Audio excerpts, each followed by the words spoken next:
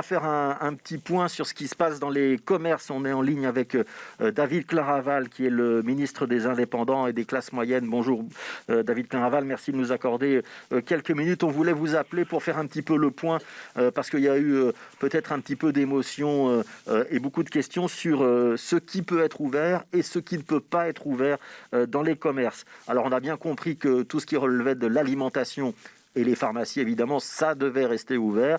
Quelle est la règle, en fait, à partir de laquelle, au comité de concertation, on a décidé d'ouvrir les uns et de fermer les autres? Est-ce qu'il y a un grand principe? Mais disons que, en fait, le principe qui a été choisi, c'était de repartir de la liste prévue lors de la première vague et de l'élargir un peu en tenant compte des problèmes que nous avions rencontrés sous la première vague. Et donc, grosso modo, c'est la même liste avec quelques élargissements et surtout la mise en place du click and collect pour permettre à ceux qui doivent fermer de pouvoir travailler en faisant des livraisons ou en permettant à leurs clients de venir chercher le. Et donc, c'est vraiment une ouverture importante pour éviter que les indépendants perdent trop de liquidités dans cette période difficile. Et c'est cumulable, évidemment, avec le droit passerelle. Donc, ils ne doivent pas hésiter à faire ce genre d'activité, click and collect et livraison. Ça veut dire quick and collect. Donc, on peut commander et aller chercher sur la porte du magasin ce qu'on a commandé. Ça veut dire et ça s'applique à tout le monde. Ça veut dire qu'en réalité, même ceux qui doivent fermer, ils peuvent continuer à avoir ce genre d'activité? Oui, oui, tout à fait. Donc, vous avez par exemple les marchands de voitures ou même les marchands de jouets pour la Saint-Nicolas. Vous passez une commande dans votre magasin de jouets local, ils préparent le colis et vous venez chercher le colis chez eux, même la semaine prochaine, même la semaine suivante.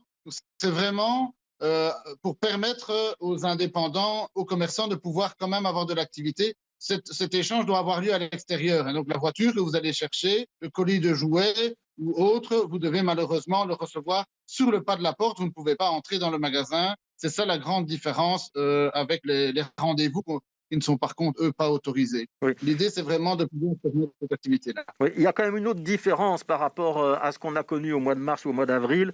C'est les journaux et les libraires, mais c'est aussi les fleuristes, les blanchisseries. Il y a quand même toute une catégorie de commerces qu'on avait fermés en mars et qu'on a décidé d'ouvrir.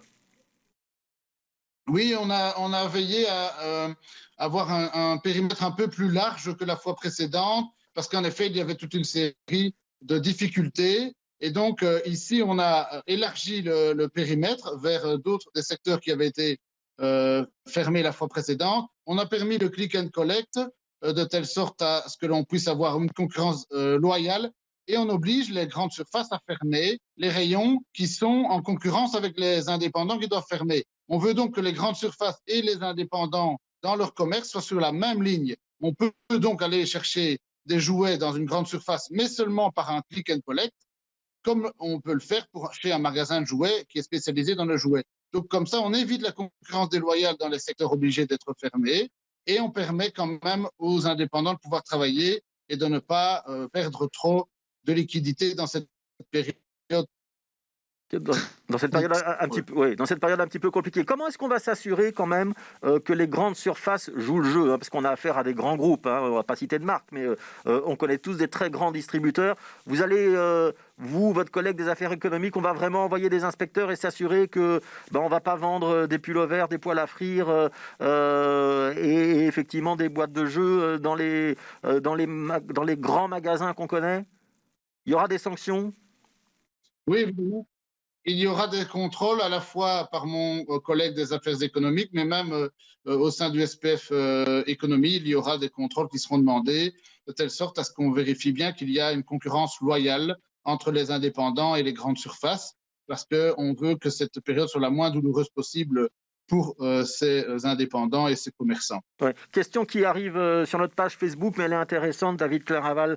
C'est une internaute qui nous demande s'il ne faudrait pas créer une plateforme pour favoriser le quick and collect, notamment des petits commerçants, parce qu'on sait qu'il y a des grands groupes qui sont présents dans la vente en ligne, qu'ils ont des facilités pour avoir des sites internet. Ce n'est pas le cas des petits commerçants. Est-ce qu'on ne devrait pas lancer peut-être à l'échelle d'une commune ou d'une province, des opérations qui permettraient d'avoir un site référençant tous les petits commerçants et de les aider à passer du commerce physique à ce commerce en ligne? Oui, c'est une excellente idée et nous y avons déjà pensé. Mon collègue Mathieu Michel, d'ailleurs, travaille actuellement à mettre en place dans les jours qui viennent cette plateforme numérique qui permettrait à toutes celles et ceux qui n'ont pas encore franchi le pas de pouvoir le faire. Mais il y aura aussi d'autres initiatives qui seront prises pour favoriser les plateformes existantes et pouvoir les développer en partenariat, notamment avec le SPF Économie. Donc, c'est une idée à laquelle nous avons déjà pensé, mais qui est excellente et pour permettre en effet d'éviter que ceux qui ne sont pas encore habitués avec ces outils numériques ne soient pas pris dans cette fracture numérique. Donc, voilà. Donc réponse et suite du débat dans quelques jours, si j'ai bien compris. Je vous pose une dernière question. C'est une question plus politique. On a entendu ce matin Elodie Roupeau, le ministre-président de la région Wallonne, dire « Je crains que si les mesures ne portent pas leur effet ou si elles ne sont pas respectées par la population, on doive aller encore un pas plus loin et vers un reconfinement plus dur, donc un confinement pur et simple. » Est-ce que le ministre des classes moyennes, des indépendants que vous êtes, a aussi cette crainte ou pas?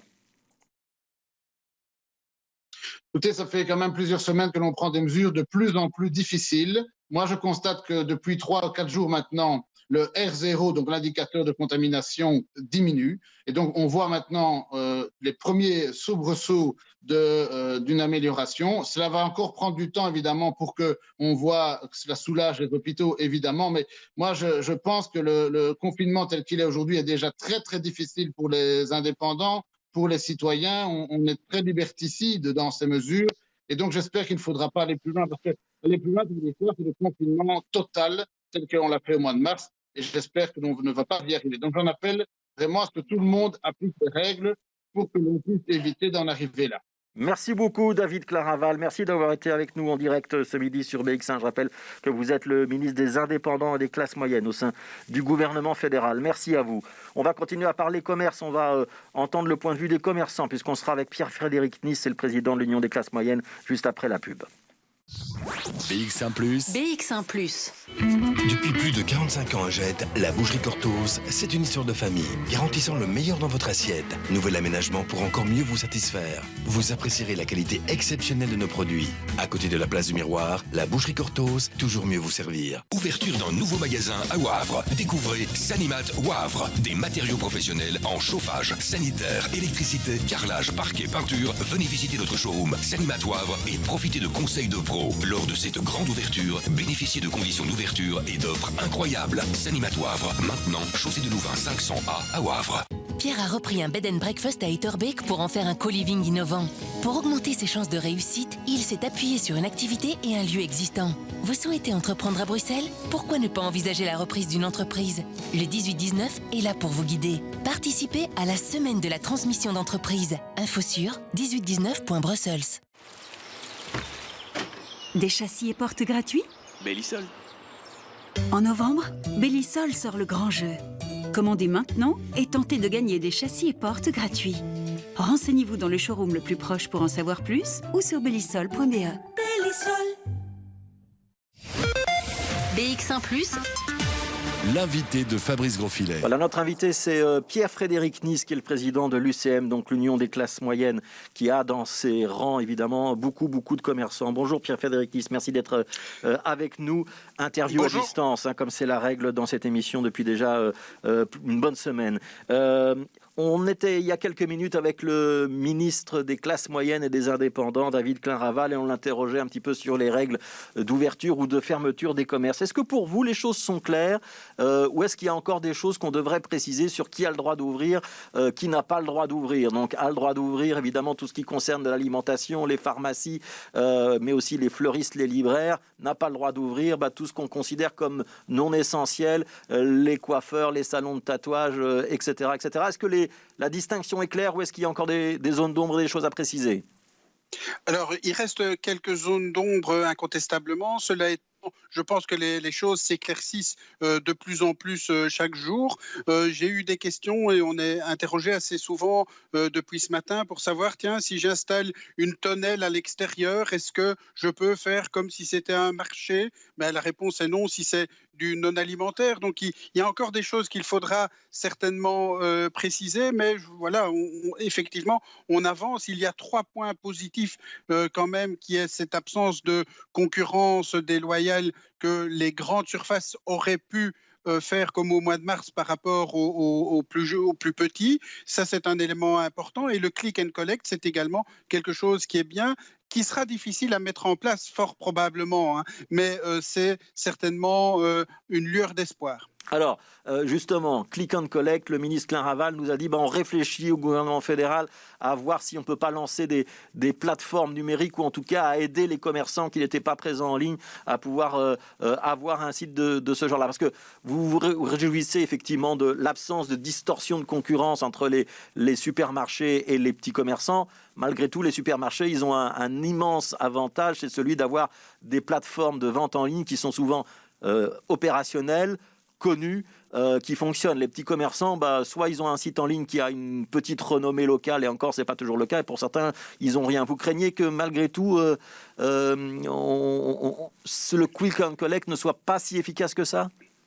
Mais ça va dépendre un peu de chacun. Alors, je dois vous préciser quand même que les commerçants, depuis 7 mois, ont réfléchi éventuellement à la façon de réorganiser leur business model. Hein. C'est un sondage que nous avions fait et c'était une des grandes préoccupations. Alors, si on compare avec le takeaway au niveau de l'Horeca, c'est vrai que certains ont dit oui, on va le faire, on va le faire.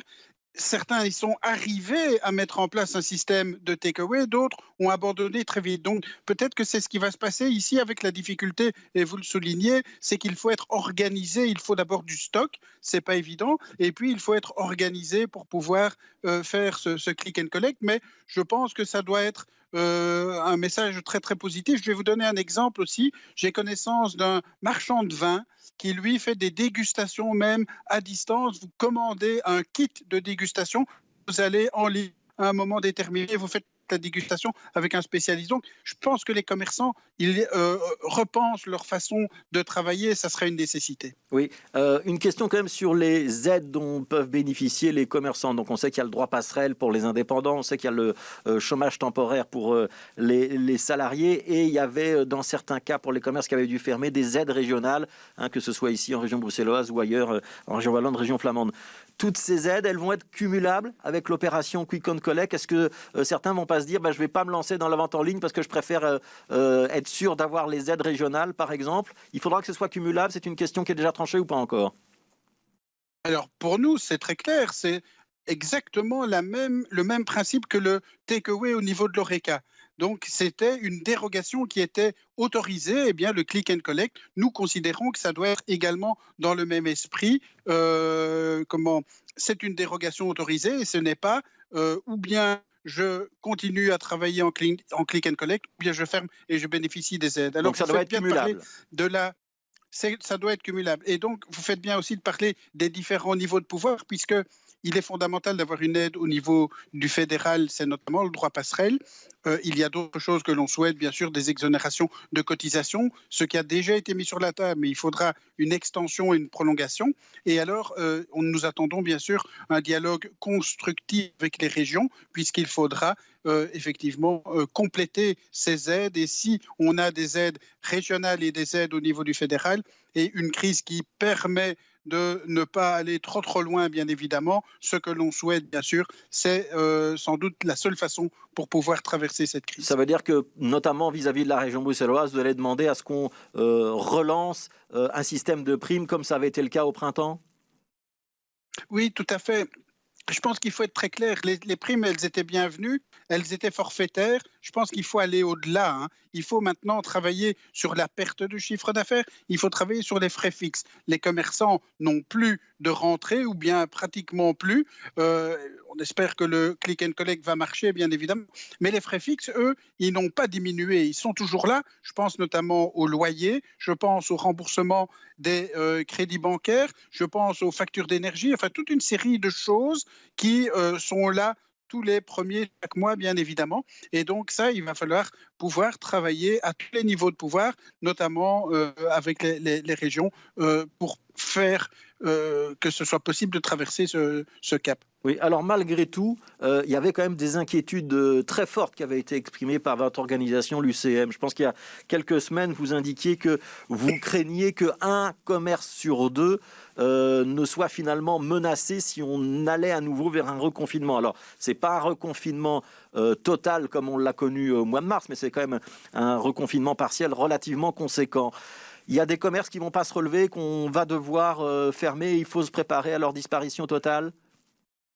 Alors, il faut se préparer à leur disparition totale. Malheureusement, oui, nous avons sondé les commerçants depuis la fermeture de l'Horeca. Et donc, ils disent, voilà, 9 sur 10 sont impactés par la fermeture de l'Horeca. Vous avez souligné que 1 sur 2 nous disent, voilà, nous, ça n'ira pas pour l'avenir. On a 30% des commerçants qui estiment avoir encore un peu de trésorerie, une trésorerie saine. Les autres ils sont à l'os, comme on dit, c'est vraiment difficile. Et donc, il y a effectivement un risque de tsunami de faillite. On avait déjà cette crainte jusqu'au 17 juin, date fin du moratoire des faillites. Ça redevient d'actualité. UCM va redemander la réintroduction d'un moratoire des faillites pour éviter justement ce tsunami de faillite. Ça veut dire que vous allez demander à ce qu'on ne puisse plus déclarer des faillites dans les mois qui viennent. Pour la durée du confinement, ou il faut aller plus loin? Alors, notre demande initiale, c'était un moratoire des faillites jusqu'au 31 décembre 2020. Alors, vous voyez, nous sommes le 2 novembre, on approche, la situation est encore plus difficile. Donc, je pense qu'il va falloir travailler sur une prolongation. Il faut faire renaître ce moratoire des faillites pour une certaine durée, peut-être le 30 juin ou peut-être le 30 avril. Je ne sais pas encore, il faudra voir. Et alors, il faudra voir si c'est un moratoire des faillites général ou bien un moratoire limité aux institutionnels qui sont les gros fournisseurs de dossiers, notamment l'État, l'ONSS, etc. Oui, donc ça veut dire qu'on ne pourrait plus être mis en faillite si on a des dettes vis-à-vis de l'ONSS et peut-être des recettes TVA, par exemple. Une dernière question, Pierre-Frédéric Nice. Est-ce que ce qu'on est en train de vivre, ça ne vous inquiète pas quand même sur le futur? Parce que si on ferme un certain nombre de commerces maintenant, et on a compris que 1 mois, c'était sans doute la durée minimum, et qu'il y aurait peut-être une prolongation du reconfinement, et que même si on ne prolongeait pas le reconfinement, on n'allait sans doute pas revenir à la situation normale au début du mois de décembre, qu'il y aurait sans doute encore des mesures qui seraient nécessaires pour plusieurs semaines, voire pour plusieurs mois. Le danger, c'est qu'on passe tous au commerce en ligne et qu'on ait détruit de manière durable le commerce de proximité qui fait la vie de nos centres-villes? Alors bien sûr, c'est un des dangers. Aujourd'hui, vous pouvez vous promener dans les centres-villes, c'est vraiment désertique, c'est difficile. Alors il faut repenser le business model, mais notre leitmotiv, c'est de dire aidons les plus petits commerçants, aidons nos commerçants de proximité à faire comme les grands, à mettre en place des techniques modernes. C'est ça notre objectif. Bien sûr, on souhaite aussi que les centres-villes reprennent de l'activité et qu'on puisse traverser cette crise et un retour à la normale, mais c'est vrai, tous les indicateurs économiques sont assez mauvais. Il faudra sans doute beaucoup de temps et tous les secteurs aujourd'hui sont touchés.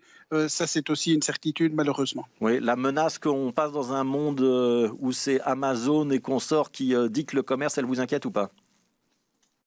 Oui, mais pas Amazon. C'est dans Amazon, moi, qui m'intéresse. C'est qu'on fasse la même chose et que les publics, notamment les pouvoirs publics communaux, mettent à disposition des endroits, des entrepôts pour que des commerçants, via des associations de commerçants, les commerçants puissent se regrouper et faire de la vente en ligne et stocker des biens à certains endroits où les clients peuvent aller les chercher. Il faut faire comme, c'est la meilleure chose et nous aiderons les commerçants à le faire. Nous avons déjà proposer des outils de transition numérique. Alors c'est difficile, le boulanger il doit comprendre qu'il a quand même intérêt à avoir un site internet. Eh bien il faut vraiment que ce soit pour tout le monde et qu'on n'abandonne personne au bord du chemin. C'est du reste le souhait du Premier ministre, il l'a dit très clairement. Merci beaucoup Pierre-Frédéric Nice d'avoir été avec nous ce midi. Je rappelle que vous êtes le président de l'Union des classes moyennes, donc de l'UCM.